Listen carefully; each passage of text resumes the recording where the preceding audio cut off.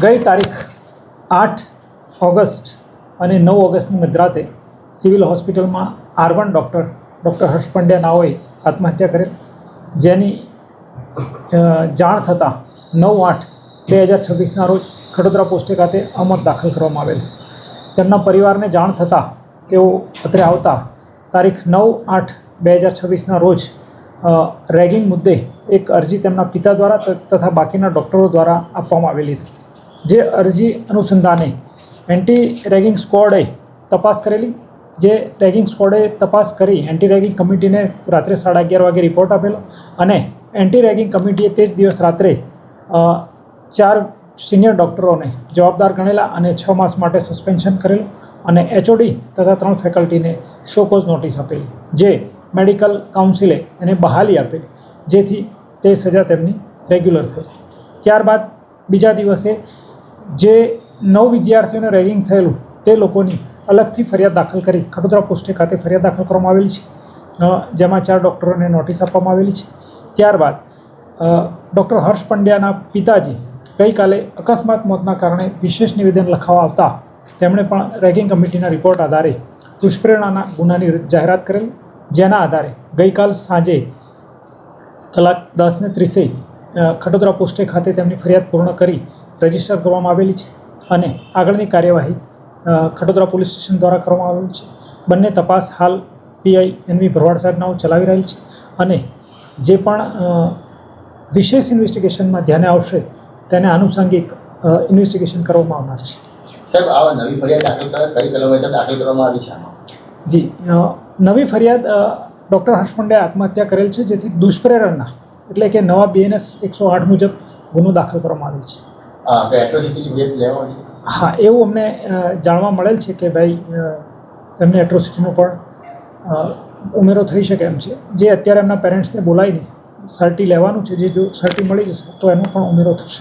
સાહેબ, કોઈ HOD કે પછી દિનિયામાં કોઈ જવાબદારી બનતી હશે? કોઈ અગાઉ ફરિયાદ કરી હોય એવું કંઈ પુરાવા સામે આવ્યા છે ખરા?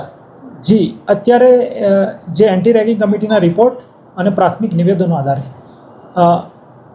તે લોકોએ એવું રજૂઆત કરી છે કે અમે કરી છે રજૂઆત, પણ તેનું લેખિત કે મૌખિક કોઈ સમર્થન હાલના સ્ટેજે મળેલ નથી. પરંતુ ઇન્વેસ્ટિગેશન ચાલુ છે અને એનું ક્રોસ વેરિફિકેશન પણ થવાનું છે, જેથી જે સત્ય હશે તે બહાર અચૂક આવશે. સાહેબ, હર્ષે કે અન્ય ડૉક્ટરે કોઈ ફરિયાદ કરી હતી આ એન્ટી રેગિંગ કમિટીને, ડીનને કે પછી HODને?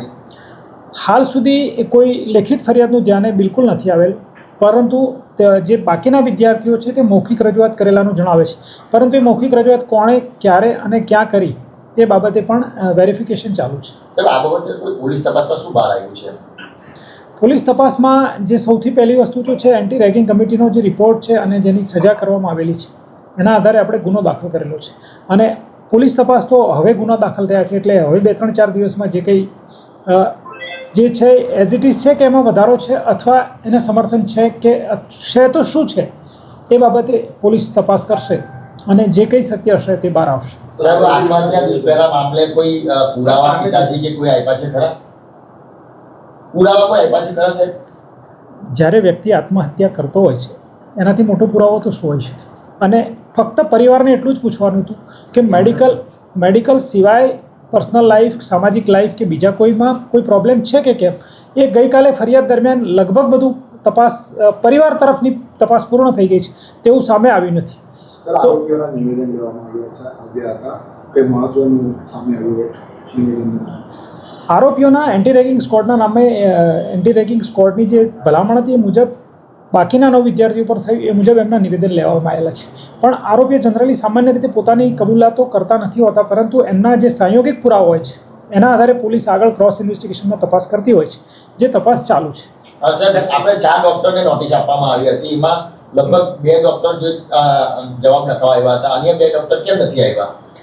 અન્ય 2 ડૉક્ટર કેમ નથી આવ્યા એ જે આવેલા છે ડૉક્ટર એવું કહે છે કે વકીલની સલાહ રહી જાય છે, પરંતુ આજે અન્ય 2 ડૉક્ટરોને ફરીથી નોટિસ આપવામાં આવશે અને જો એ નોટિસનું પાલન નહીં કરે તો એમને કાયદેસર અટક કરી અને કોર્ટમાં રજૂ કરવામાં આવશે. જે કહેવાય કે આત્મહત્યા નથી, એનું કંઈ જીવ બહાર નથી નીકળેલી, ગળો પાછો કાઢ્યો હતો, એમાં પણ શંકા વ્યક્ત કરવાની તો ફોરેન્સિકમાં શું આવેલું છે? ફોરેન્સિકમાં ક્લિયર હેંગિંગ આવેલું છે અને જ્યારે રૂમ તોડવામાં આવી ત્યારે મેડિકલના એના જે સાથે ભણતા હતા એ છોકરાઓએ જ રૂમ તોડેલી છે એટલે એ એમની શંકા હતી, પણ એ શંકાનું નિવારણ થઈ ગયું છે. સાહેબ, જ્યારે પોલીસ આ બાબતે તપાસ કરવા ગઈ, સીસીટીવી તપાસવા ગઈ, તો સીસીટીવી પ્રાથમિક દ્રષ્ટિએ એવું જાણવા મળ્યું છે કે નથી મળી ગયા પોલીસને. તો કેમ નથી મળી ગયા? શું નથી મળ્યું? સીસીટીવી કેમ બંધ છે ત્યાંના? સીસીટીવી નથી મળી એ ગયા. અમે પૂછીશું ને, કેમ બંધ છે, કેવા કારણોસર બંધ છે, શું છે, એ અમે લેખિતમાં કોલેજ પાસેથી જરૂર લઈશું. એવું લાગે છે કે સીસીટીવી બંધ કરવામાં આવ્યા હોય. એવું પ્રાથમિક રીતે કહી નહીં શકાય. એ વહેલું અને અતિશયોક્તિભર્યું સ્ટેટમેન્ટ છે અમારા પક્ષે. સર, આગળ ધરપકડની કાર્યવાહી કરી દાખલ કરી. અમને બીજાના એવિડન્સ મતલબ ફરિયાદ દાખલ થઈ છે, મેડિકલ રિપોર્ટ લીધો છે, રેસિડેન્ટ ડૉક્ટરના નિવેદનો લેવાના બાકી છે, પછી અમે ધરપકડની કાર્યવાહી કરીશું. સાહેબ, અત્યારે કહી શકાય છે કે રેગિંગના કારણે જ આપઘાત કર્યો છે. ઓબ્વિયસલી રેગિંગના કારણે તો ફરિયાદ દાખલ કરી છે, ક્લિયર છે. સર, આ એક હિન્દીમાં